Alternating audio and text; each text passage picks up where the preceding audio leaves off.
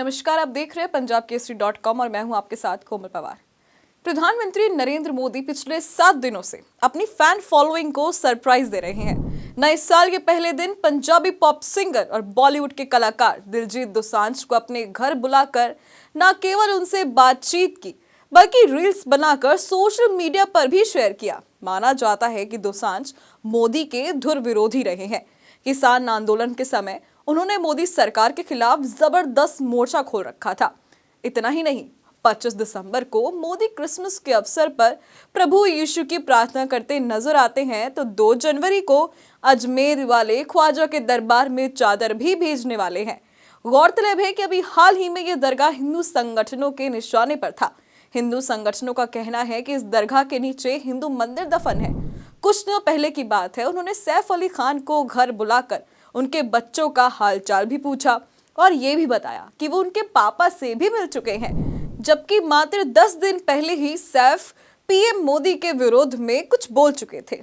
PM Modi के कट्टर समर्थक सैफ अली खान से इसलिए भी नाराज रहते हैं क्योंकि उन्होंने भारत पर क्रूरतम आक्रमण करने वाले तैमूर लंग के नाम अपने बेटे का नामकरण किया था।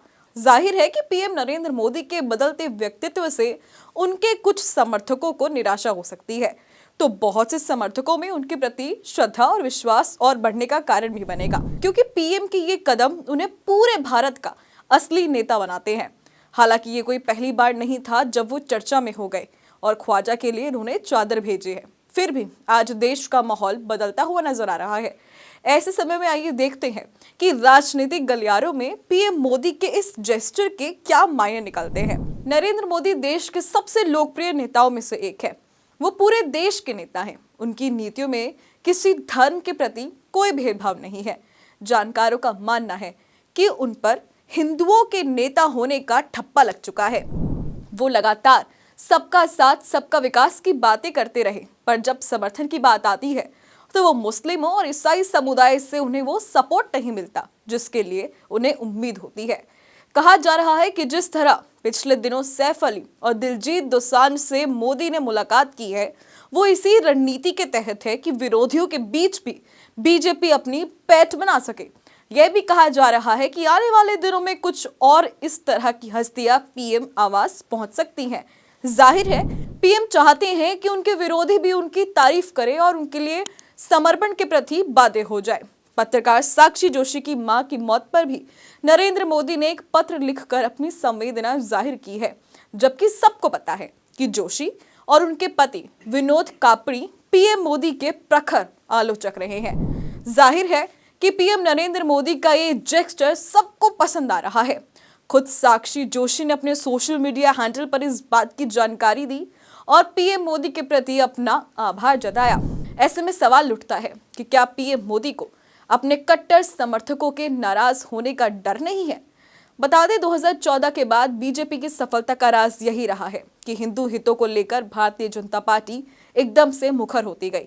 सीएए, एनआरसी, यूसीसी, वक्फ बोर्ड, मुसलमानों के आरक्षण को निषेध आदि को लेकर पार्टी खुलकर सामने आई। इसका नतीजा ये रहा कि प्रदेशों में कई क्षेत्र केंद्र नेतृत्व से भी अधिक कट्टर होने का प्रयास करने लगे।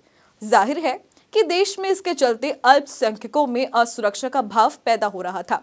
इसमें कोई दो राय नहीं हो सकती कि मोदी ने अभी पिछले 7 दिनों में जो जेस्चर दिखाया है, उससे देश विदेश में एक बढ़िया संदेश जाएगा। पर क्या पीएम मोदी इसके खतरे को नहीं भांप पा रहे हैं? यहाँ जानना जरूरी है कि लाल कृष्ण आडवाणी जैसे बड़े नेता को केवल इसलिए बैकफुट पर डाल दिया गया क्योंकि उन्होंने सदाशिता के चलते अपनी पाकिस्तान यात्रा में मोहम्मद अली जिन्ना के मजार पर जाने की जरूरत की थी।